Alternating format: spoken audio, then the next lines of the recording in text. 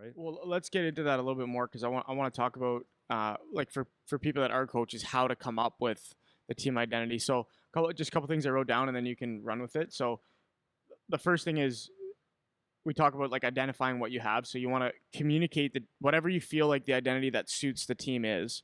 You want to make sure they know that, and you want to set the tone on it early. So like everyone is on the same page with that, right? That's how you start when you first pick your team. Then you want to develop a plan around that identity, like what suits your team best. And then you've talked about like different examples of teams where you've done that. So maybe pairing those two things together, and you can use an example or whatever if you want to explain it. Maybe just go through that process of coming up with a team identity. You can use like a young team that's no good versus an older team that's good, whatever, however you want to do it. Yeah, two nice sentence. Two easiest examples that I could come up with are in youth hockey, two different teams that I coach. First one would be when I coached major bantam U16 or U14 or 15, whatever, major bantam, minor midget in the States. The reason I had such a good team was because I trained a lot of those kids, and they were the best kids in Michigan. And when I decided that I would take that team, they were telling their buddies, the best guys, to come and play for my team. So that sounds like match made in heaven. You got the best players, and that's the truth, with the exception of some. There's a couple guys here, a couple guys there that stayed on their teams and stuff. But I had I knew I could play with anyone, anytime, anywhere. So that's good. So I knew that looking at our first practices, our first times getting together, I'm like, okay, highly skilled, highly skilled, fast. We had like 2D that could skate as fast as any forward I've ever seen. Big guys too. I had forwards that were fast and skilled. So right then and there, I knew, okay, I've got a skilled, fast team, one of the best teams. So I'm not going to slow this down. I'm going to play to their strengths, right? And their personalities, to be honest with you, right? If I started telling my top 3 to 5 guys that we're going to slow this thing down and we're going to play a good defensive game, it's like wrong, right? So it was about playing fast. So that's what I said. I basically told them, I said, guys, I feel that we have probably the best team here if we work hard, if we do things right, if we follow a plan and play a certain way. And they bought into that. So our theme was basically we're going to be a hard team to play against, but we're going to be fast, hard, and competitive all the time. So everything we did was with a pace that was incredible. Our practices were pace, our games were pace, because it's like any team that played with us had to keep up to us. And even if we had, and then that was another thing, we had wiggle room to when we did make mistakes, because I knew that if Brendan Warren went down the ice and let's say he cheated a little bit or he did a high risk move and 2 guys are going to the net as opposed to 1 and 1 guy high, we had the D that could support the speed coming back and the talent. Plus, I knew we had someone coming back that would probably catch the guy with the puck. Right. So it was like there's a lot more, risk. Little bit more high risk. Now, having said that, I still wanted to teach them the game the right way. Right. So that was that. So sorry, just on that team in particular, because that was a really good team. Just for a little more context on how good that team was, just so we can make even more of a contrast. How many of those guys were either like drafted or went on to play major junior or college, or like how many guys on that team were like great team? So Morsey, OHL Blaisdell. 2 guys that went to the OHL, maybe 3. 2 guys went to the OHL. Grant Gabriel, Karch. 4 scholarships, 4 full rides. So out of that, 6 guys out of the whole. Oh no, and then Nicky Azar went to Harvard. So 6 guys had school paid for. Wow. So that's on a U16 team. You got nationals. Your top 10 nationals. Your top 10 all moved on to play. Yeah. So to my ignorance at the time, I thought guys, I never understood individual, like being an individual. And what happened was we had so many good players that they were only a good team when things were going well for them. Not really the kids. That filtered down from mom and dad. So if this one guy that came from another team was on my team and he was the best guy on that team and he didn't really progress much that first year, like from the time that I had him, he went down the ladder a little bit. And he was a frustrating guy to coach because he was always catered to and he was always the best and have to have a responsibility.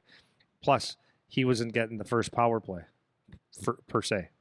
They were all used to being the number 1 guy on their team or number 2. That's exactly so what they didn't like that. So now there's another issue. So that was my ignorance. And then when things didn't go their way, it was like already thinking, okay, I'm going to go to another team so I can be the best guy, not thinking that rising tide raises all ships. So that was a tough thing to manage, but it was a thing that I had to manage. So as good as a team we had, we also had to manage egos. So there's like within talent, there's and you see that in the NHL, right? You see that everyone wants to be the go-to guy when you think you are. Yeah, well, this is what I was actually going to ask you. This next is with that team in particular, or teams that are just good. When you assemble a team of superstars, a lot of times it doesn't work for that reason because everybody wants the puck all the time, and only one guy can have the puck. Everybody wants to be the spotlight guy that plays all the minutes and all this kind of stuff. But you can't have a team of all those guys because now that happens, the conflict. So maybe talk a little more about that. Like, what were you? Was it kind of reflecting on it after it was over, where you kind of realized that was going on, or what did you do in the process as the coach to deal with it?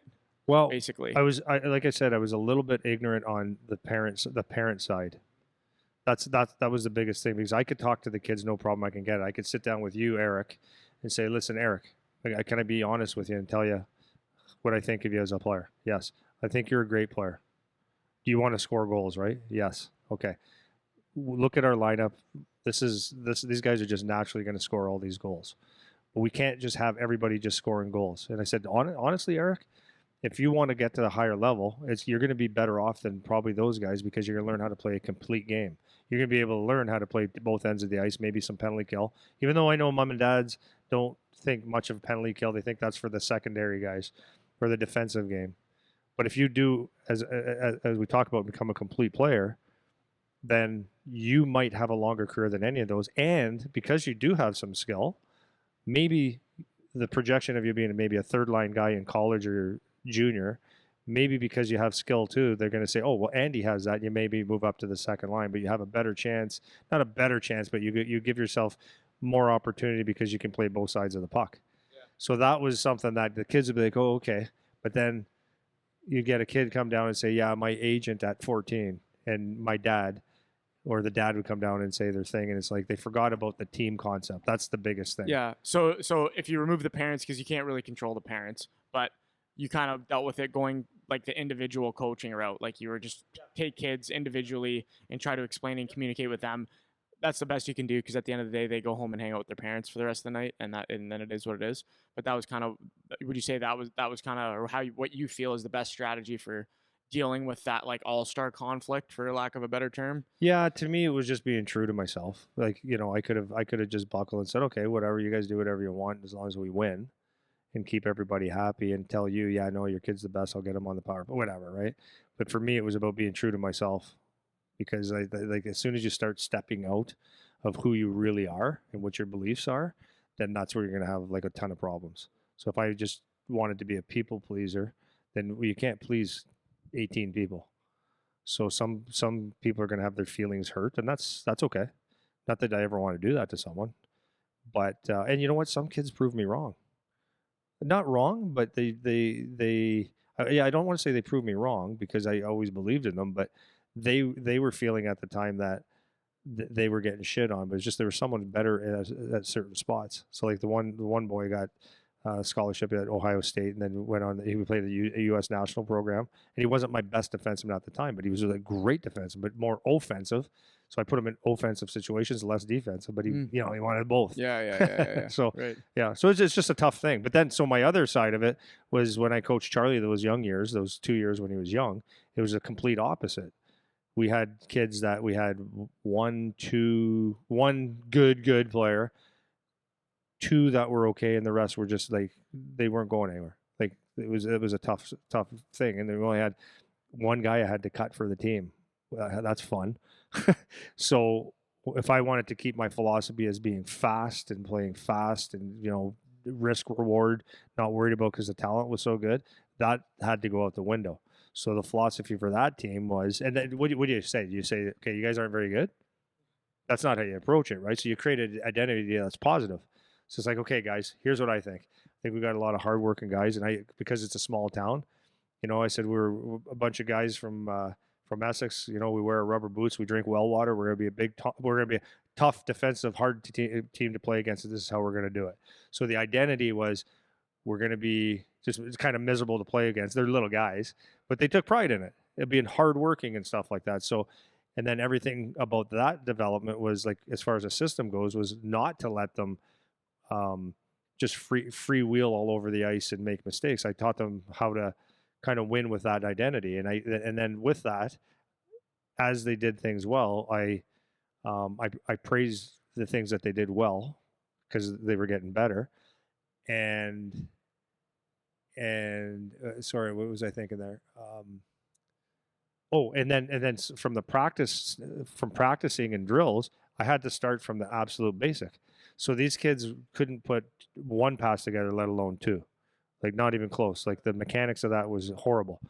And by doing good repetitive small drills to gain their confidence and stuff, honestly, it took about 2.5 months, and they were zipping pucks around. It looked great, and then they were able to play like that. So it was like started from like just getting their confidence, and then they were able to do things. But just like a player that is a meat and potatoes guy, like my buddy Jimmy Sandlak said, he goes, if you're a crusher and you try to be a rusher, then you'll be an usher. So it's the same with a team, right? If you're a team that has this identity and you have a little success somewhere else, and then you try to be that's not what you are. You got to go back to your basis. So that's what we always did with that team, and we had success, like huge success with that team. So both teams had success, all Yeah. coaching. Yeah, all coaching. No, it's not all coaching, but a lot of it is because you're playing to your strengths or weaknesses. Well, and especially as when the kids are younger, like you can have a lot of pull on that as the coach. But one thing